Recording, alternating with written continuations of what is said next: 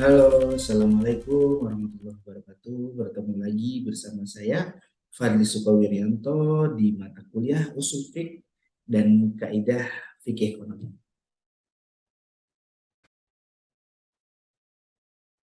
Baik, anak-anakku sekalian, hari ini kita bertemu lagi di pertemuan ketiga di mata kuliah Usul Fiqh dan Kaidah Fikih Ekonomi bersama saya, Fadli Sukawiryanto, di program studi Ekonomi Syariah, Fakultas Ekonomi dan Bisnis, Universitas Pembangunan Nasional Veteran Jakarta.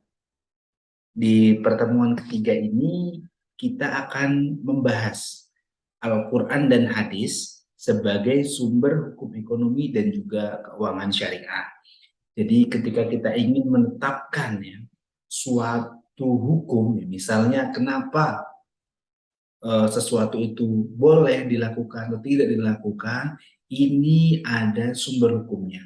Kita mengambil sumber hukum dari Al-Quran dan juga hadis. Nah, di pertemuan ketiga ini bersama saya, Fadli Sukawiryanto, kita akan membahas lebih lanjut, kita akan berdiskusi lebih lanjut tentang Al-Quran dan hadis sebagai sumber hukum ekonomi dan keuangan syariah. Oke. Ini profil saya. Nah, jadi pertemuan hari ini, di pertemuan kedua, bertujuan agar kalian setelah masuk ke mata kuliah ini, di pertemuan kedua ini, kalian diharapkan apa?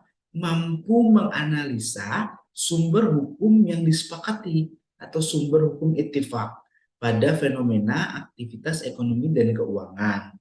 Ya, jadi setelah kalian belajar, setelah kita sama-sama belajar, berdiskusi di pertemuan kedua ini, diharapkan kalian nanti mampu menganalisa sumber hukum yang ittifaq, yang disepakati baik dari Al-Quran maupun hadis pada fenomena aktivitas ekonomi dan juga keuangan. Oke, ini materi-materi yang hari ini akan kita pelajari.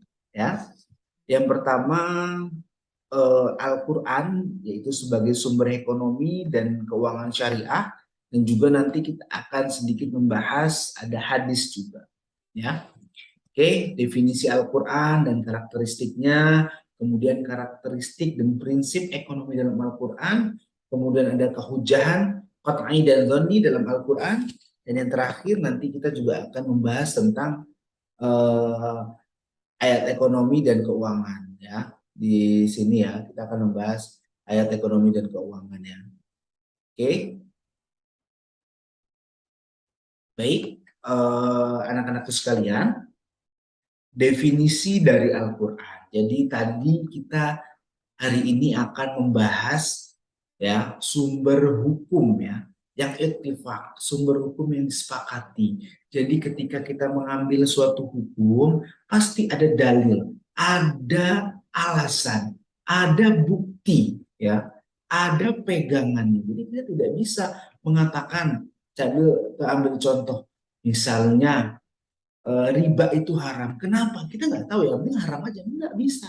Ya, karena dalam Al-Quran sudah ada pelarangan untuk memakan riba, untuk mengambil riba. Ya, diambil dari mana? Di Al-Quran maupun hadis. Ya, kita harus tahu dulu, kita harus tahu, tarik dulu garis mundur, apa sih sebenarnya Al-Quran yang dijadikan rujukan untuk pengambilan hukum dalam aktivitas ekonomi. Ya, yang pertama secara etimologi Al-Quran merupakan bentuk masdar ya dari asal kata qoro'ah yang mempunyai arti bacaan.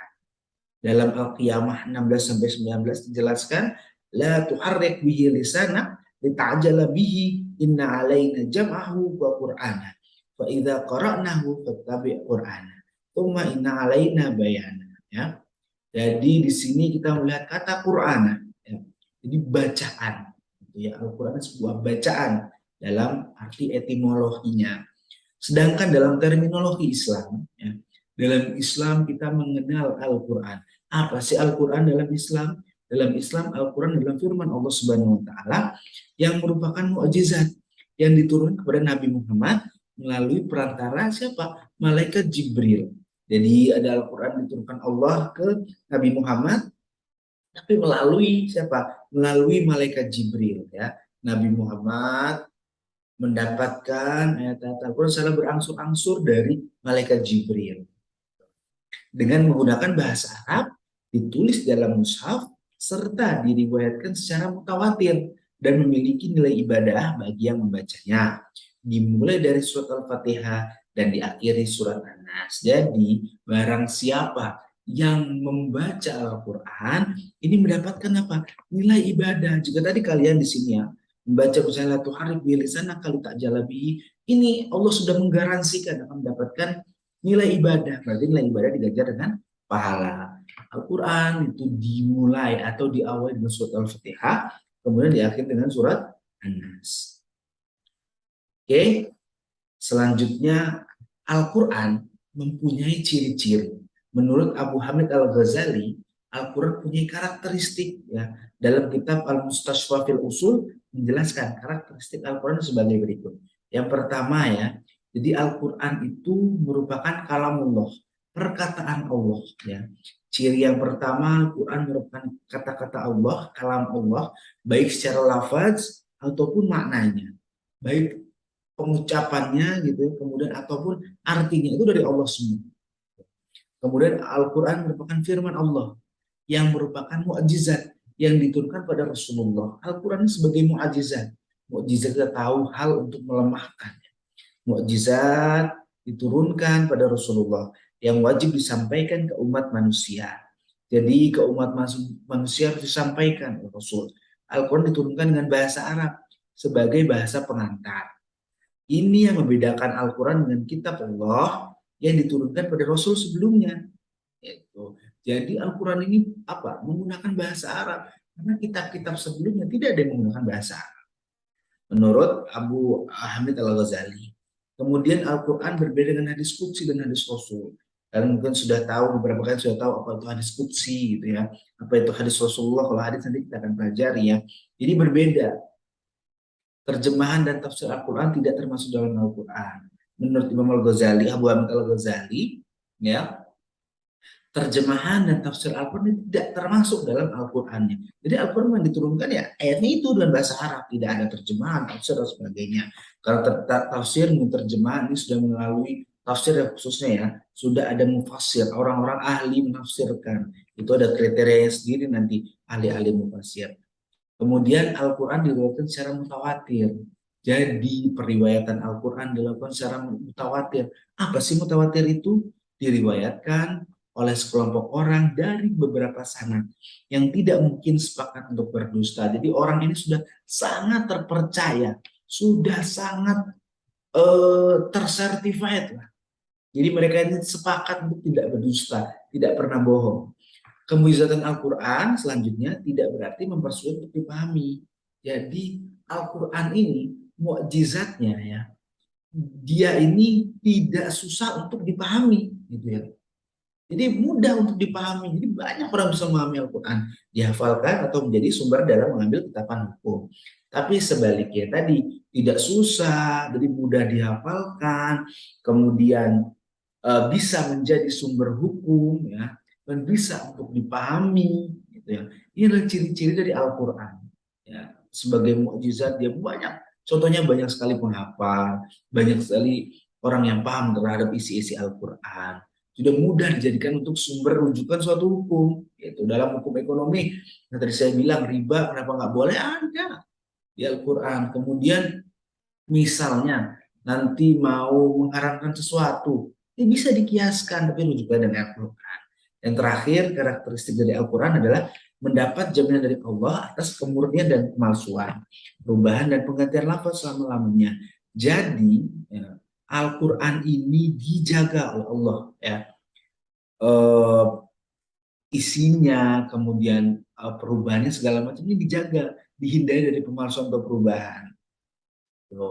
Ini adalah karakteristik yang disebutkan oleh Muhammad Abu Hamid Al-Ghazali dari kitabnya itu Mustashfa fil Usul. Oke.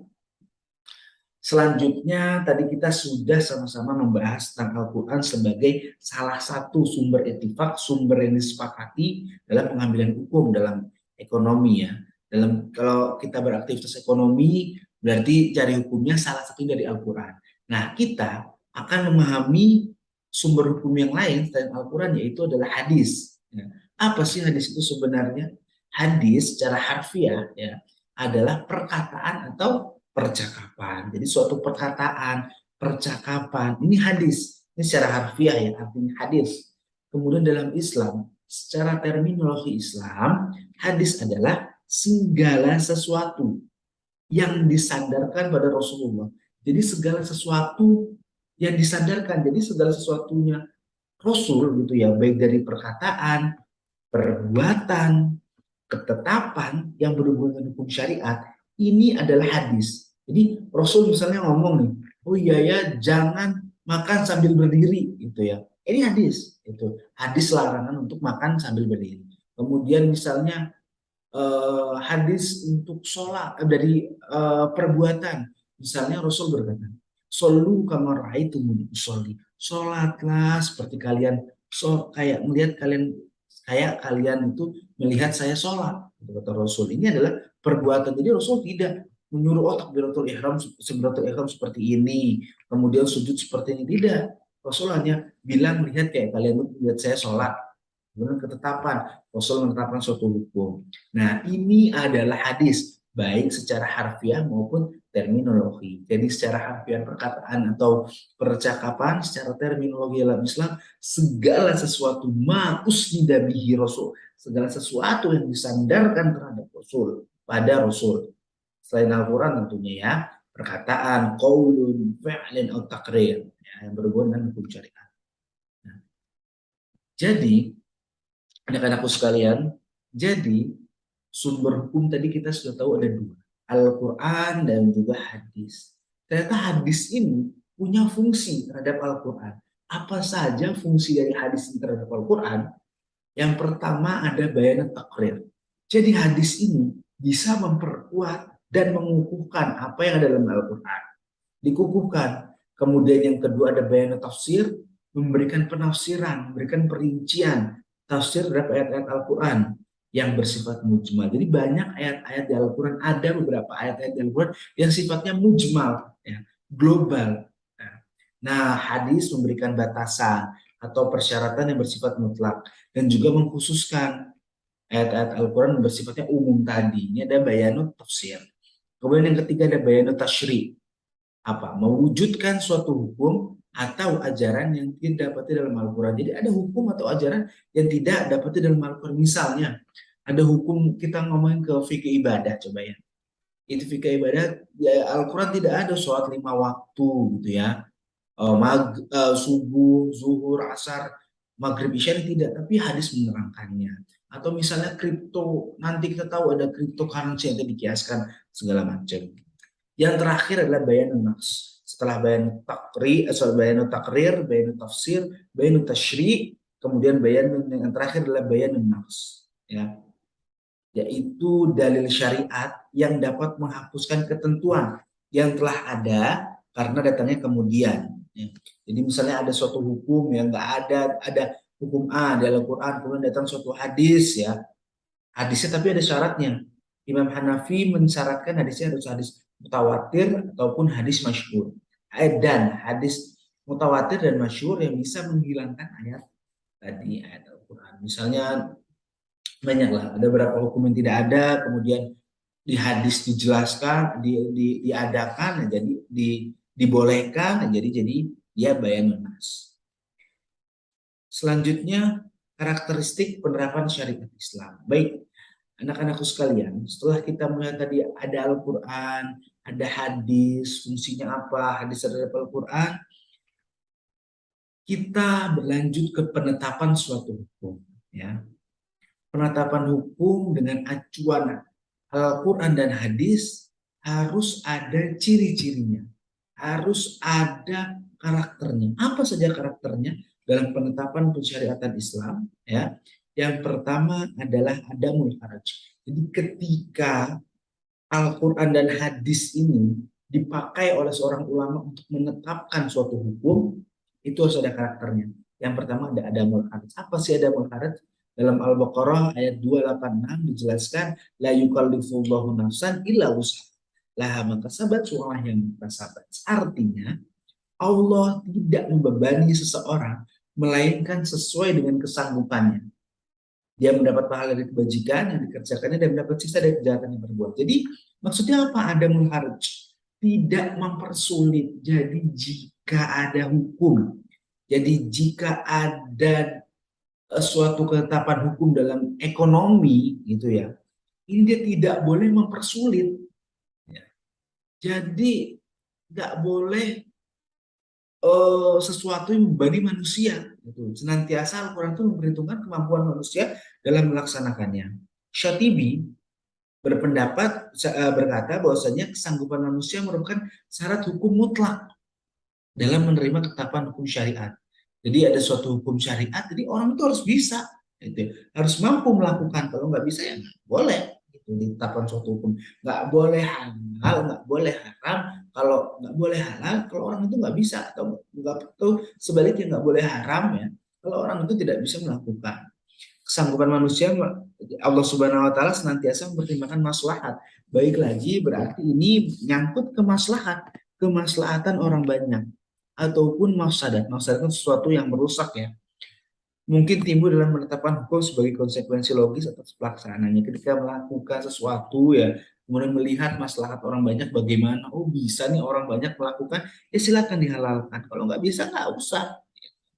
Abu La'al al-Maududi menetapkan syariat atas keharaman sesuatu untuk manusia dapat mendatangkan kemudaratan tadi dan menghalalkan sesuatu pada manusia yang dapat mendatangkan dampak kemaslahatan. Jadi sesuatu kalau ada mudaratnya Allah pasti larang. Ya. Kalau sesuatu banyak sekali kemaslahatannya pasti Allah halalkan. Contohnya misalnya riba, ini kemudaratannya lagi-lagi riba, lagi-lagi kemudaratannya banyak-banyak Allah larang. Kalau kemaslahatan misalnya boleh kita makan sesuatu hewan laut, pasti ada kemaslahatan di dalamnya. Oke, karakter yang kedua adalah taklif adalah taklif itu kurang, taklif itu beban. Jadi bebannya nggak terlalu banyak. Jikapun ada yang membebankan, tapi tidak terlalu banyak.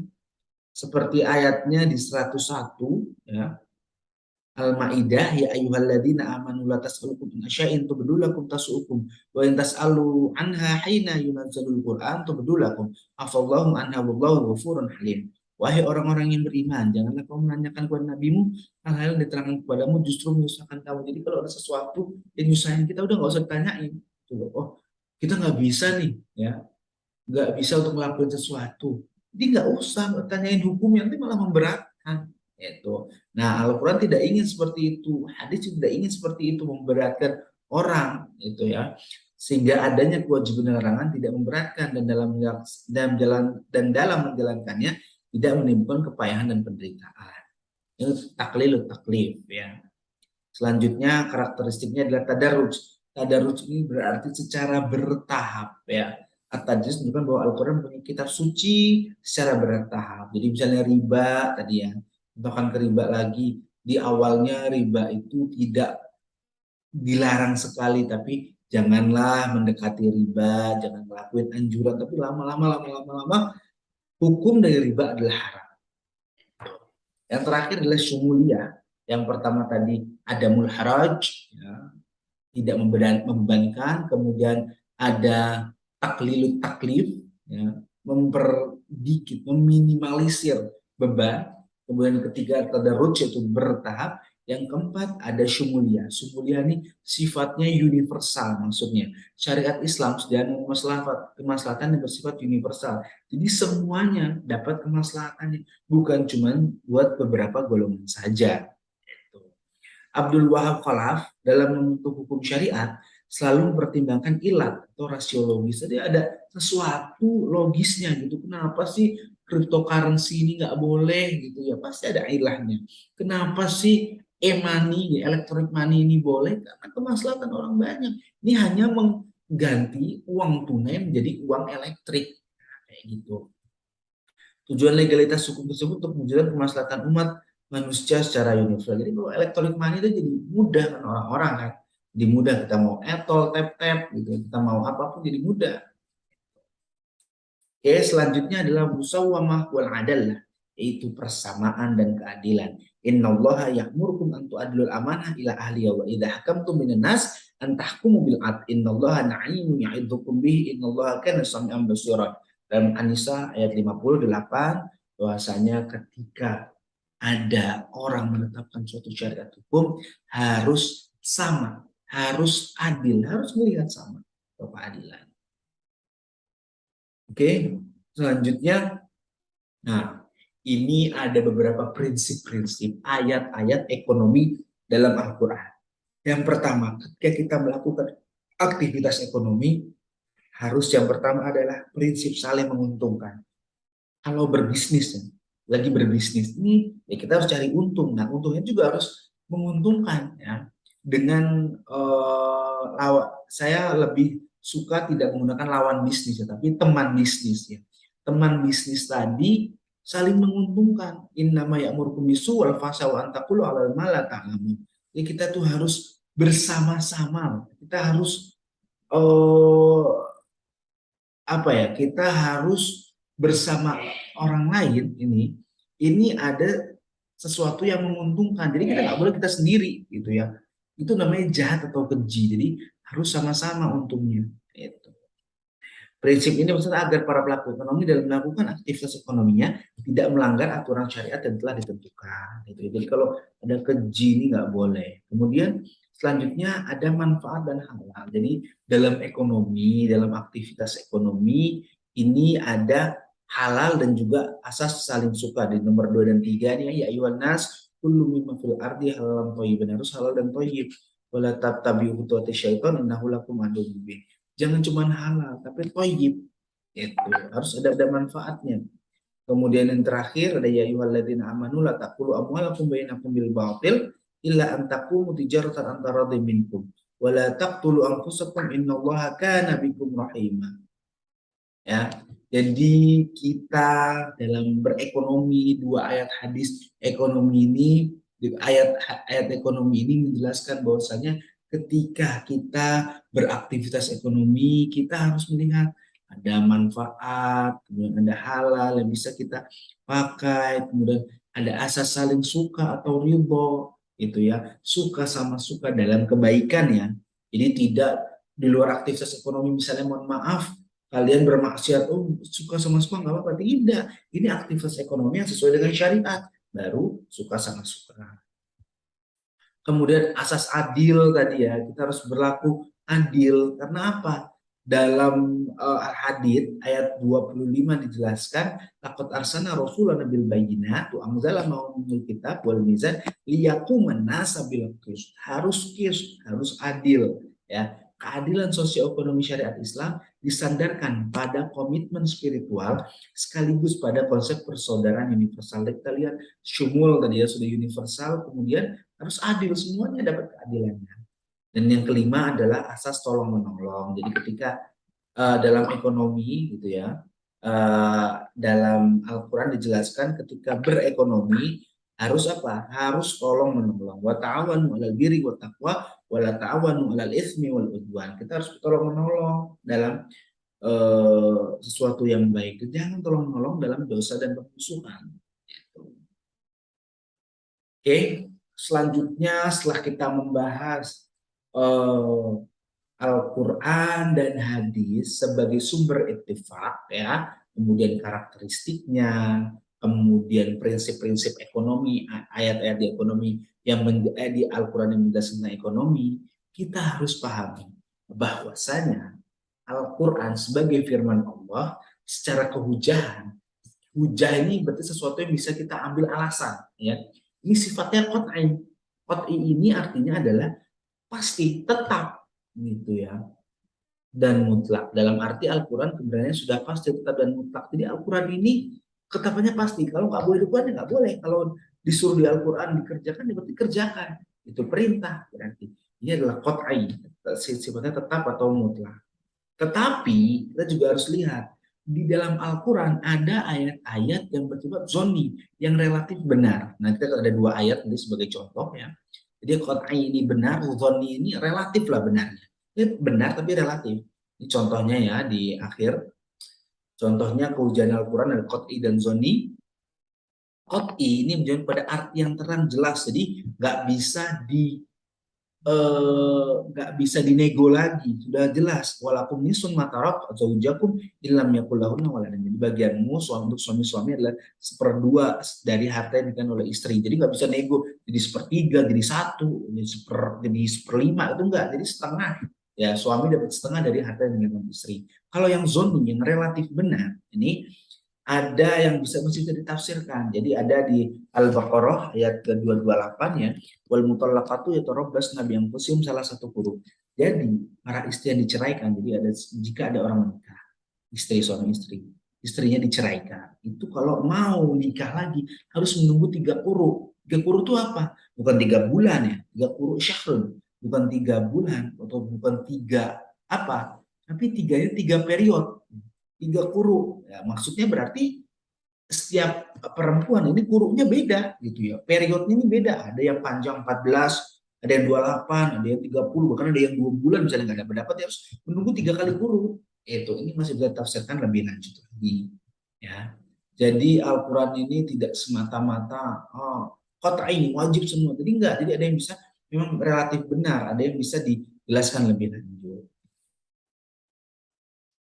Baik, anak-anakku sekalian, itu tadi sumber-sumber hukum yang ittifaq, yang bisa yang disetujui untuk dalam pengambilan hukum ekonomi. Jadi saya harapkan setelah kalian nanti belajar, setelah kalian mendengarkan video ini, kalian bisa paham tentang sumber-sumber hukum yang bisa disepakati. Ya, yang disepakati yaitu Al-Quran dan hadis. Yang tadi ada fungsinya, kemudian ada karakteristiknya, dan juga ternyata di Al-Quran itu tidak semua qat'i, ada yang zonni juga. Terima kasih atas perhatiannya. Semoga sehat selalu. Ya, semoga apa yang kita pelajari hari ini bermanfaat. Sampai berjumpa di pertemuan selanjutnya. Terima kasih dari saya, Fadil Sukowidianto. Assalamualaikum warahmatullahi wabarakatuh.